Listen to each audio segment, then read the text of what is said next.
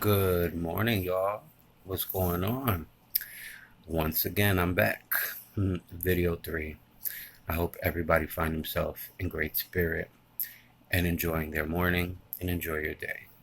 Well, like I said, this video is going to be about depression, anxiety, mental and verbal abuse, and the loneliness, which I've experienced all. I've actually still experienced it. Not as bad as I did as a child um, or growing up. Like I said in my previous video, I've had pretty much a great life. Um, Not perfect, but as a child, um, I came across a lot of trials and events that damaged me and hurt me, which still disturb me at times.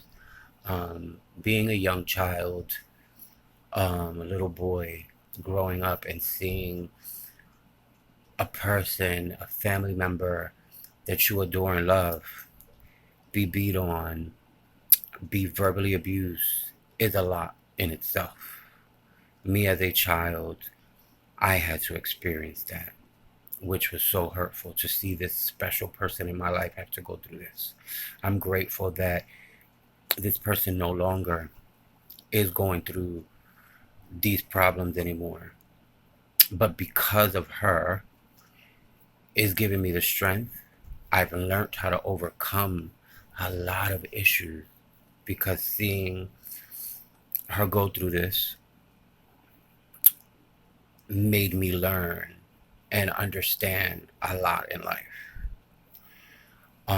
Another thing that I dealt with was being molested by family member, which were cousins. This happened around the age of 6 or 7, if I'm not mistaken. And I kept it very quiet because, there were threats if I opened my mouth or said anything. And it went on for about a year. And it's something that I harbored so deep inside, and it hurt that I had to go through this and I couldn't speak to no one. But yet again, my strength inside kept me from saying anything, and the fear. Then having to come to Philadelphia when we left Puerto Rico, probably a few years of us living here, I experienced being raped by a family friend. Being raped is not a great feeling. Never will be. Never have. Me being raped was very traumatizing for me because I don't want to relive that scene again. Just know that I was raped, left in a park, and found by a random lady jogging in the park. This lady helped me, dressed me, untied me. She brought me home and said, "I need to speak to your parents." And I said, "No, no, no, no, no. Um, you don't have to worry. I don't want them to know anything." I'm so grateful that she agreed because I didn't want to put my parents through that anguish and pain. Um, so that's another thing that, on top of the other two things, that made my depression and my anxiety and my loneliness and me not wanting to deal with life came about. Now, the biggest thing that I must say is when I turned 16, I met this gentleman who I truly cared for and loved, and was my first experience with a male, with loving a male, or sexual encounter. He was honest to me and told me that he was positive. One thing that I've learned and always learned is if you're going to love someone, you love them for who they are, not what they have. HIV is no death sentence. Back then it was, now it ain't. But I'm grateful to be raised with the heart and mind that I do have. So remember that. If you're going to love someone, love them for who they are, not what they have. Yes, you have that choice if they're honest with you and they tell you what's going on. So in this case, I met him. He was much older. He was in his 30s when I met him. We were using protection, and I'll leave it at that. Not to get into all that vulgar or disrespectful stuff.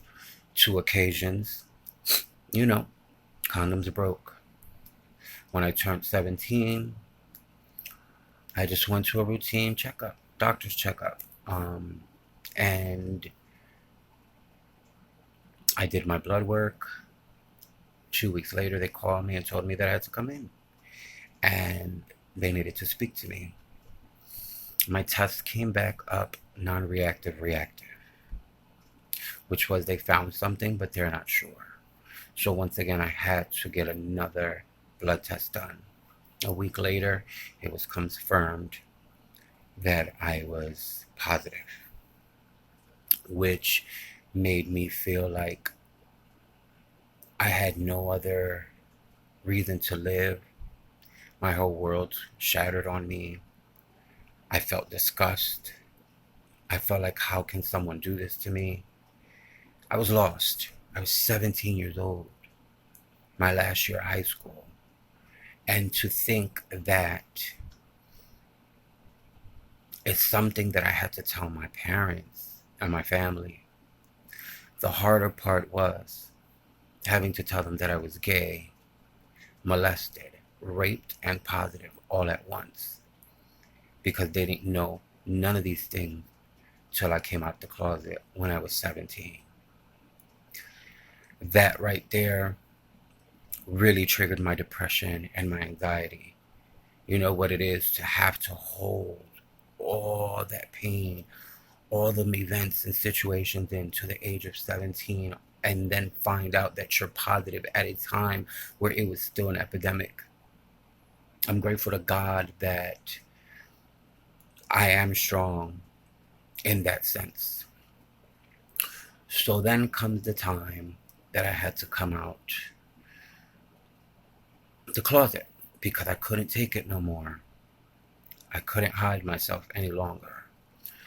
So at the age of 17, I came out and told my parents that I was gay, that I was positive, that I was also molested and raped.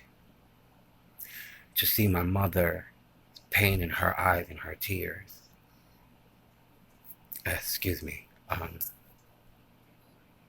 No child would want to cause that pain to their parent. But I needed to release this emotion and be honest to them, as well as to my father. I was grateful that I had that outlet and I had that strength to come out because I needed it. It wasn't easy, but it happened. And I'm glad I did. Because one thing I must say is that my mother and father are my world. They're by my side to this day.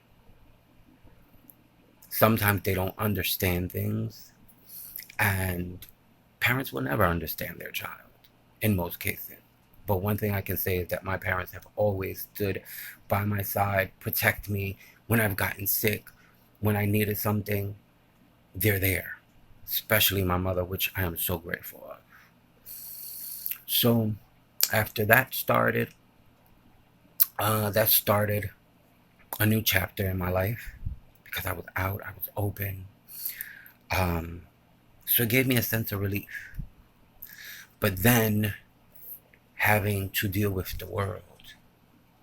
One thing I must say, I was open about my status. I was open about my sexuality. I've been through so much because some people say, oh, you never told me. You were never open. And I said, yes, I've always been open. Whether I said it or not, And I mean it in this sense, there was always someone who knew, because before I turned 18 years old, I was open to everyone about being positive. I would keep quiet just on certain times and certain things, but everybody knew. To this day, it still gets talked about, which is tiresome and it's bothersome that it's been going on for 23 years and people still make it a topic of conversation, which is another part of, sometimes I deal with my depression and anxiety and I get emotional because I come to terms and think about, wow, everyone has known this long. And even with newer generations, it's kind of crazy to see that there's always someone that's always going to talk about you and let the new generation know, oh, be careful. If you meet such and such, he's positive. My thing is, where it affects me is none of your business to come out your mouth. Let it be me who says that I'm positive, which will come out. And by this point in my life, I've done a documentary film that was so great. And I must say, I love a good best friend of mine by the name of Louis, who chose to reach out to me to be a part of this amazing documentary called The Gran Barones, where I could tell my story, which is amazing. This is someone who I look up to. We went to high school together. We've known each other for so many years. So Louis, thank you. If you see this video, I hold you dear to my heart. And I thank you for reaching out to me and me being a part of this grand project that you have. And as well as I want to thank Anthony Leon, which was a part of this as well. I love you both immensely. So, just to clarify things, and I'm going to say this because depression and anxiety is nothing to play with in any way. Please watch how you speak about someone, because you may never know what demons this person is harboring or dealing with. It's not an easy thing. I've lived with dealing with demons and pain and anguish, and I will not lie, I still do. But not as bad. You know why? Because I have people like my mother, my father, my brother, my sister-in-law, people like Louis, Anthony.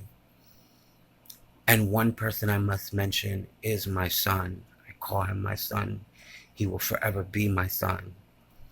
And his name is Lex. Because of him, actually in the past few years, I've learned to break out of the shell that I was once in.